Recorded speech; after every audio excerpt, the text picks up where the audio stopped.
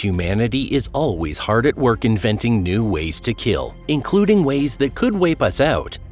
When nuclear weapons first appeared, most people probably thought, this has to be the worst it gets. Could anything be more terrifying and more deadly than a nuclear blast? But reality proved otherwise. Humanity kept chasing even more brutal weapons of mass murder. Hello everyone! One product of that drive toward self-destruction was the development of thermobaric weapons, commonly called vacuum bombs. Can you picture the air itself exploding and bursting into flames? And many people haven't just imagined it, they've lived through that horror firsthand. Welcome to our channel. Now let's break down this terrifying weapon step by step. Alright, let's begin.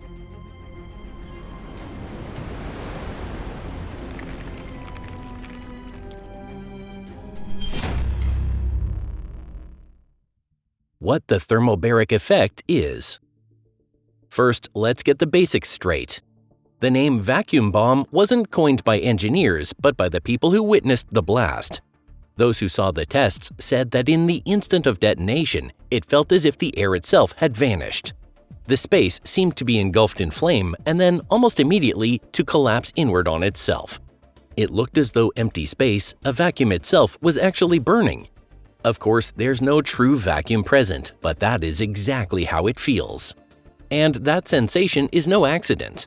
The operating principle of the thermobaric weapon is often called a fuel-air explosion. Unlike a conventional bomb, most of the blast occurs not inside the casing, but out in the surrounding air. The first event is a relatively weak initial detonation. Its purpose is not destruction, but to prepare the conditions for what comes next. A cloud of flammable mixture is released into the air, an extremely fine aerosol that spreads in a split second, seeping into cracks, inside buildings, and behind barriers. In the intense heat, this mixture instantly vaporizes and blends with the oxygen in the air. The very air around the target becomes part of the coming explosion. A similar effect can sometimes be seen in household gas explosions inside a sealed room. At home, that is a tragic accident, but here every step is calculated by design. In other words, if you were to toss a lit match into this hellish cloud, everything would ignite at once. And then the second stage begins. Of course, an actual thermobaric weapon doesn't rely on a random match for ignition. After all, how could anyone accurately throw a spark into something like that? Instead, a built-in secondary detonator ignites the mixture. To ensure ignition, multiple detonators are designed to fire simultaneously or with slight timing offsets. In the second stage, oxygen in the air reacts with the fuel, and at the center of the blast, the temperature surges to roughly 3,600 to 5,400 degrees Fahrenheit. At the same time, pressure spikes sharply, reaching about 300 to 600 pounds per square inch. The result is a devastating shockwave. In the final stage, as oxygen burns and superheated gases expand rapidly, a low-pressure zone forms in the space. In this region, air pressure drops far below normal, falling to roughly 30 to 80% of standard atmospheric pressure. As a result, the space seems to implode inward for a split second, creating a powerful suction effect. It's this violent pressure swing that destroys buildings, crushes lungs, and creates the terrifying sensation that the air itself has disappeared. How it differs from a conventional explosion.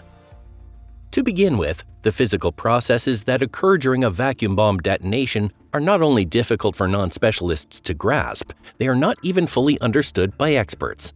As a result, thermobaric weapons are surrounded by numerous misconceptions and myths. One of the most persistent is the impression that a thermobaric blast behaves almost like a living creature hunting its prey. That idea comes from the way the shockwave generated by a thermobaric explosion seeps into every corner of an enclosed space. The effect creates the feeling that there's absolutely nowhere to hide indoors. Unlike a conventional munition, whose explosion is over in an instant, the shockwave from a thermobaric weapon lasts noticeably longer. Its power becomes especially intense in sealed or semi-sealed environments. In large enclosed areas, it can also produce extremely high temperatures. That's precisely why thermobaric weapons are particularly effective in urban areas, caves, bunkers, and trenches. In open terrain, by contrast, their effectiveness drops sharply. The shockwave produced by a vacuum bomb literally flows into bunkers, trenches, and every crack and opening in buildings. From that behavior arose the chilling myth that a vacuum bomb pursues its victims like a living monster. In reality, if a vacuum bomb is dropped from above, escaping it by hiding in a trench or bunker is nearly impossible. The physical characteristics of a thermobaric blast have also been used to trigger anti-personnel and anti-tank mines. As the intensely heated shockwave sweeps across the ground, it can set those mines off. Thermobaric weapons are indeed more powerful than conventional explosives of comparable weight, yet their effects are often exaggerated in the media. A common claim is that just 8 to 10 gallons of dispersed fuel can equal the destructive force of nearly 1,000 pounds of TNT. Well, it is true that, pound for pound, a thermobaric charge can be several times more effective. Claims of tenfold superiority are exaggerated. There is actually a very simple reason for the high efficiency of a vacuum bomb. In a conventional explosive, the energy is divided among the shockwave, fragmentation, and shaped charge effects. But in a vacuum bomb, almost all of the energy goes into generating the blast wave. That naturally raises the question, why not make every explosive thermobaric? There are ethical concerns, of course, but there are also physical limitations. The fact is, a vacuum bomb functions only in air. Underwater or underground, there's not enough oxidizer, meaning oxygen, to sustain the reaction. In addition, the effectiveness of a vacuum bomb depends heavily on how the fuel cloud forms, and weather conditions play a major role in that. When the charge size becomes smaller, the effectiveness of a thermobaric weapon drops off rapidly. Portable rocket systems using this type of charge do exist, but when it comes to powerful air-dropped bombs capable of devastating wide areas, size still matters. Especially in open terrain, the smaller the charge weight, the more sharply the effect of a fuel-air explosion declines. The history of its development. The origins of the vacuum bomb trace back to the era of World War II. At the time, engineers in Nazi Germany became interested in the effects caused by coal dust explosions. Experiments were conducted to recreate an artificial fuel-air explosion. Inside reinforced tunnels, the blast effect was extremely powerful, but in open areas the results were far less impressive. Because of these limitations, and with the collapse of Nazi Germany approaching, there was not enough time to bring vacuum bomb development to full scale. After the war, the results of these German studies were passed on to the Allies, yet they did not spark any major interest. The country generally credited with seriously pursuing a practical vacuum bomb was the United States. Many accounts explain that during the Vietnam War, there was a need to solve the problem of building landing zones for helicopters. The idea arose to use explosives to clear trees and create flat ground. By the late 1960s, what would later be known as a thermobaric or vacuum bomb, then called a fuel-air explosive, was used in combat for the first time. It was believed that 2 or 3 bombs, which would have been carried by the famous American Iroquois, better known as the Huey helicopter, were ideal for this task. It is widely known that wartime conditions often accelerate technological progress dramatically. Some accounts suggest that from these so-called ground-flattening bombs quickly evolved the prototype of modern vacuum weapons, the legendary BLU-82, known as the Daisy Cutter. It's an oddly ironic name.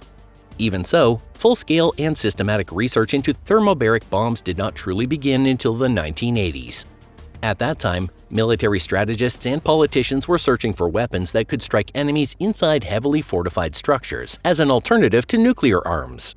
Such research advanced rapidly, particularly in the United States and the Soviet Union. As a result, in the early 2000s, the United States completed the most powerful non-nuclear massive blast bomb in history, the Massive Ordnance Air Blast. Its official designation is GBU-43B, but unofficially it's known as the mother of all bombs. Measuring about 30 feet in length, 3 feet in diameter, and weighing roughly 21,600 pounds, this enormous bomb can be deployed only from a large transport aircraft such as a C-30. The destruction caused by its blast can rival that of a small nuclear detonation, with a guaranteed lethal radius of about 500 feet and partial damage extending close to 1 mile. The bomb was first tested in 2003 at a range in Florida, and in April 2017, it was used in combat for the first and only time so far, targeting a terrorist group's mountain tunnel network in Afghanistan. Meanwhile, Russia also moved to avoid falling behind the United States. In the early 2000s, Russia developed its own high-yield air-delivered vacuum bomb. Tests were conducted in 2007, and Russian media announced that it was the most powerful air-dropped vacuum bomb in existence, and as the familiar phrase goes, without equal. Following the American naming style, this bomb was dubbed the father of all bombs. However, claims about its power are based solely on reports from Russian state media and have not been independently verified. Looking at it this way, it almost feels like a family straight out of the Addams Family. But unlike that eccentric clan, thermobaric bombs are nothing anyone would ever joke about. Use in combat. There is no specific international treaty that explicitly bans the use of thermobaric weapons. They're also not included under treaties that regulate weapons of mass destruction. That does not mean international humanitarian law, which prohibits their use against civilians or non-military targets, cannot apply. If the harm is judged excessive or disproportionate, it is clearly illegal. Both of these principles have been violated during Russia's invasion of Ukraine, which has continued since 2014. Since 2022, Russia has repeatedly used multiple launch rocket systems mounted on T-72 tank chassis that fire thermobaric warheads against Ukraine. The heavy flamethrower system known as the TOS-1A Sultan Sepyok also employs thermobaric munitions. Numerous Western military analysts have repeatedly reported that Russia is using thermobaric weapons in the war in Ukraine. In particular, Gustav Gressel, a military expert with the European Council on Foreign Relations, has stated that Russia's use of thermobaric weapons in residential areas constitutes a war crime. One of the latest documented examples of such actions was recorded on the night of May 2nd to May 3rd, 2025.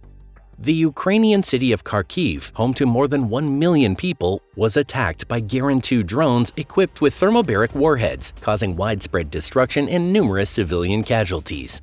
It should be noted that this was not the first time Russia used vacuum bombs against civilians. The first recorded use came from Russia's predecessor, the Soviet Union, during the 1979 to 1989 war in Afghanistan. In that conflict, thermobaric bombs were widely used to strike Afghan mujahideen hideouts in mountainous regions and caves, where conventional munitions were less effective. Media outlets at the time also reported extensively on the use of vacuum bombs against opposition forces in Syria. There, as in Ukraine, they were used in densely populated urban areas. The Russian military also gained notoriety for using vacuum munitions during the Chechen conflicts of the 1990s and early 2000s. At the time, the use of thermobaric weapons in cities drew intense criticism from human rights organizations.